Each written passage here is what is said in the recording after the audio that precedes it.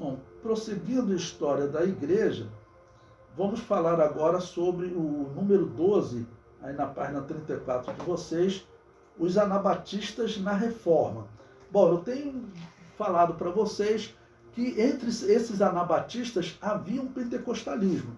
Nós já vimos os profetas de Zical, é um grupo de pentecostais, vão haver outras citações, ok, de pentecostais nessa história que nós estamos vivendo, mas vou pegar aqui alguns textos para mostrar para vocês, inclusive de um historiador católico, ok, em que ele descreve esses anabatistas. Ok? E claro, esse historiador católico, eu estou citando ele, porque ele fala exatamente o que eu falo, que nós não saímos da Igreja Católica. Sair da Igreja Católica significa você dizer que você saiu de uma igreja que prestava culto aos mortos. E significa você dizer que a Igreja de Jesus prestou culto aos mortos por 1.200 anos. Então nós não podemos fazer isso. Ok? Porque isso, para a história, isso acaba com o cristianismo. O cristianismo teria feito coisas terríveis, entre elas cultuar os mortos. Ou seja, o cristianismo teria se tornado a religião de Baal, e até hoje, né? Porque o culto aos mortos permanece até hoje entre eles. Bom, então o número 12 diz os anabatistas na reforma. Muitas fontes têm indicado como verdadeira a defesa das igrejas batistas. Eu deveria até botar aqui, Batista Geral, que ela defende isso. A Igreja Batista Protestante, ela já defende que não. Ela defende que ela veio da igreja que cultuava os mortos, tá bom? A igreja, vou botar aqui, a Igreja Batista Geral. Nós vamos estudar cada igreja dessa. Tem umas partes muito ruins, irmãos. Porque, por exemplo, a Igreja Batista Protestante, nós vamos ver que os missionários dela que vieram para o Brasil eram tudo financiado pelo satanismo maçônico. Terão coisas muito ruins, mas que nós temos que falar. Tá, ok? Bom, então, a defesa das igrejas Batista Geral e Assembleia de Deus, dentre outras, que havia um grupo de cristãos que sobreviveu a todos os erros desenvolvidos por Constantino na organização da instituição político-religiosa chamada de Igreja Católica Apostólica Romana. O que eu estou dizendo para vocês aqui nesse parágrafo? Eu estou citando um monte de historiadores, vou citar historiador católico, dizendo o seguinte: esse negócio de que a Igreja Católica era a Igreja Mãe, de que ela realmente, Pedro fundou aquela igreja e ele fundou tipo um trono, tá, ok? Em que os papas se assentam nesse trono, isso aí não tem chance de ser verdade. Até porque, como eu disse para vocês, começa com Constantino o culto aos mortos na Igreja Católica. Começa com Constantino a doutrina do purgatório na Igreja Católica. Okay? Essa igreja continua pregando isso. Então não faz sentido nós aceitarmos essa união que eles estão propondo. E aqui o que eu estou dizendo haviam sim igrejas fora da Igreja Católica. Isso os historiadores têm um consenso. Então você pode escolher. Você acreditar que você veio da igreja que roubava, matava e destruía, ou você veio de uma igreja que estava sendo queimado na fogueira, mas eles estavam vivendo no campo, não negavam a fé, não se submetiam à doutrina católica e eram perseguidos e mortos. E eram chamados por muitos nomes, anabatistas, valdenses, donatistas. Eu prefiro acreditar nessa igreja, pobrezinha sendo perseguida, porque foi isso que Jesus falou, que nós seríamos como ovelhas no meio de lobos. Eu não teria como justificar para a sociedade que essa profecia de Jesus não se cumpriu, que a ovelha se tornou um grande lobo e organizou inquisição, guerras santas, cruzadas. Eu não teria como justificar isso diante da sociedade. E nós, como cristãos, temos que descrever para a sociedade quem é o cristianismo. Quem é o cristianismo na história. O comentário prossegue. Como visto anteriormente, o historiador católico Rubens, você pode ver lá na bibliografia, Daniel Rubens, ele é membro da Academia Francesa de Letras, confirma que os anabatistas nunca foram exterminados e existiram até a Reforma. Este é um consenso entre os historiadores modernos. Um exemplo é a revista super interessante. Veja o que ela diz. Batista. O movimento anabatista já existia quando Lutero começou a questionar a Igreja Católica. Mas, como outras correntes protestantes, o movimento só ganhou expressão após a Reforma. Acabou dando origem à Igreja Batista. Bom, esse historiador aqui da super interessante, ele colocou um ponto, é verdade, mas não são só os batistas, né? Nós vimos outros historiadores falando que além dos batistas, outras igrejas também, que eram chamadas de igrejas independentes, congregacionais, e com vários outros nomes que nós veremos. Mas é importante ele citar que os anabatistas, eles existem antes da Reforma. Eles não surgiram na Reforma.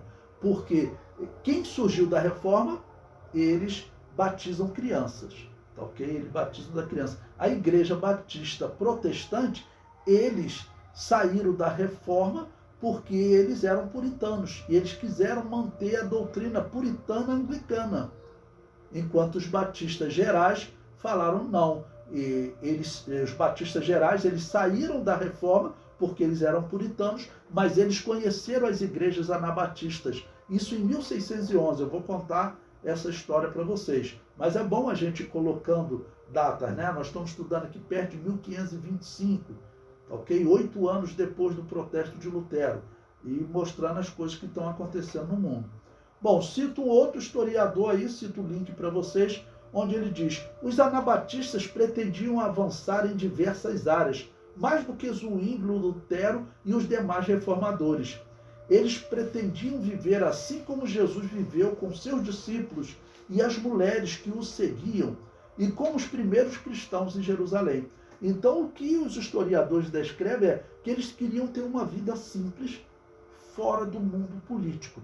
O que a história normalmente descreve? O mundo político. Quem é que vai escrever? São pessoas que estão nas universidades, como Lutero, Zwinglio, tá, ok? Alguns, como Menosainos, que está na faculdade, era padre, mas ele abandona aquela fé herética e vai para os anabatistas, aceita Jesus lá, e então ele escreve. Você pode aí entrar na internet, você pode comprar livros escritos por Menosainos. E eu considero isso muito importante para a nossa fé, ok? Porque é um homem que escreveu sobre pentecostalismo nesse período, escreveu sobre martírio de anabatistas, né?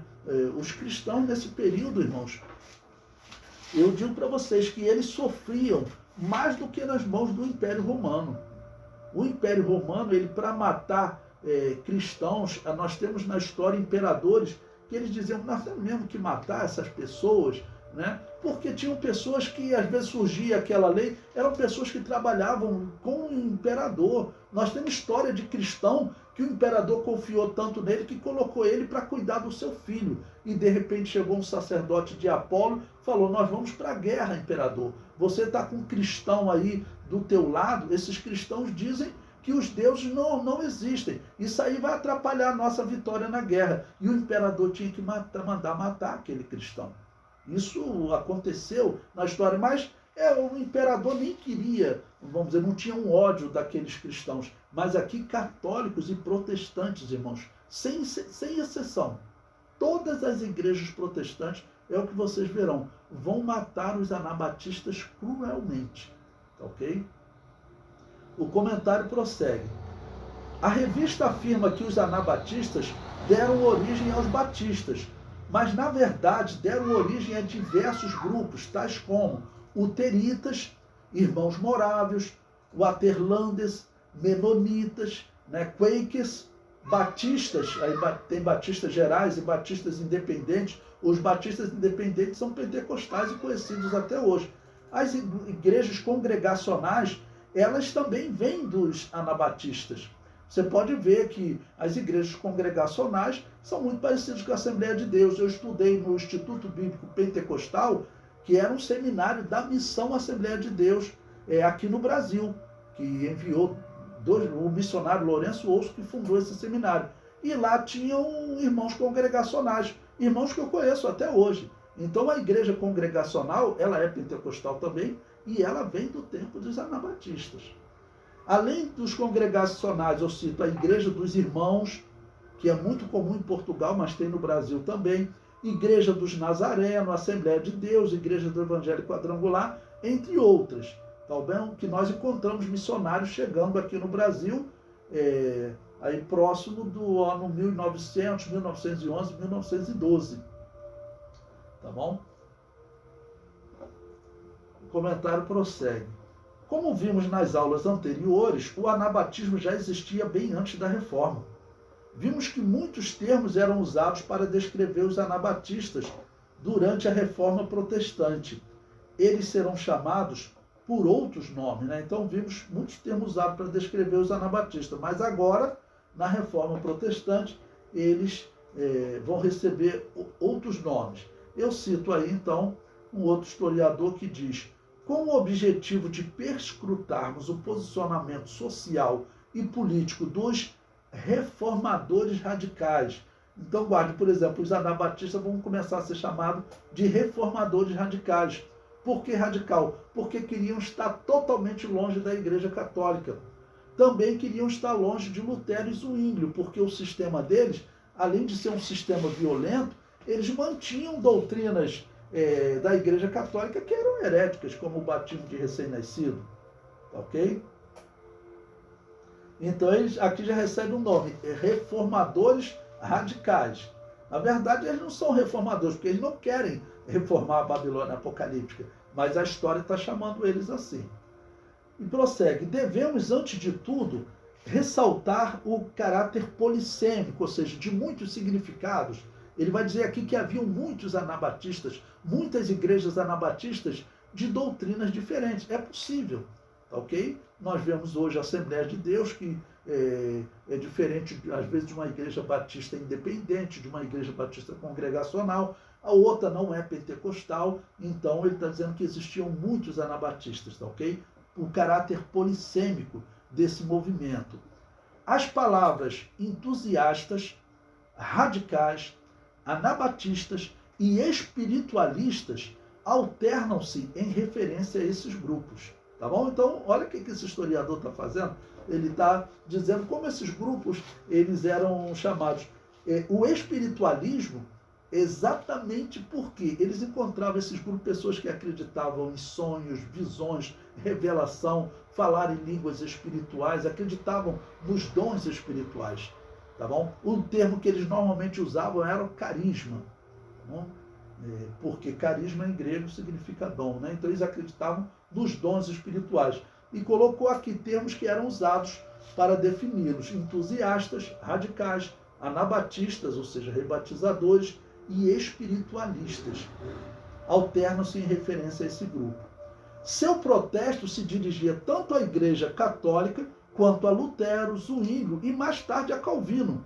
Eram os protestantes do protestantismo. Alguns admitem que não eram nem católicos nem protestantes. O anabatismo é uma alternativa a católicos e protestantes. Então, olha que interessante que ele nos falou aqui nesse ponto. Tá certo? Bom, prosseguindo, então, ele deixou claro aqui que o anabatismo, haviam grupos que se apresentavam: nós não somos nem católico nem protestante. Tá bom? Nós não somos nem católico nem protestante. Então, essa citação é importante. E prossigo. A doutrina anabatista que mais se chocará com os protestantes é a rejeição ao batismo de recém-nascido. Veja o que esse mesmo historiador diz. Insistem com rigor na separação entre os eleitos e os condenados.